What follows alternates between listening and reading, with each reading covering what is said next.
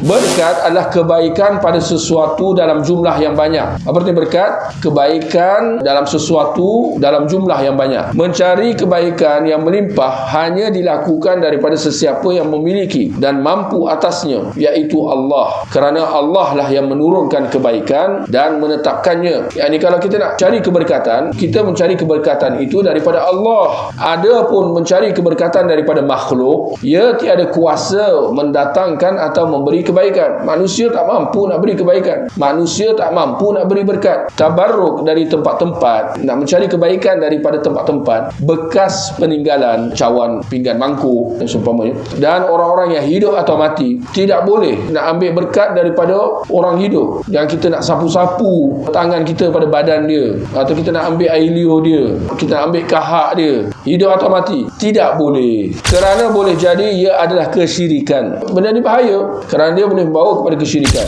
Apabila pelakunya meyakini bahawa sesuatu tersebut, yang benda yang dia dapatkan berkat itu, benda itulah yang memberi kebaikan itu. Atau boleh jadi wasilah, sarana yang mengantarakan kepada syirik, boleh membawa kepada syirik. Apabila pelaku itu meyakini bahawa ziarah atau mengusap, menyapu dan menciumnya merupakan sebab terwujudnya keberkatan, sebab diperolehi keberkatan daripada Allah.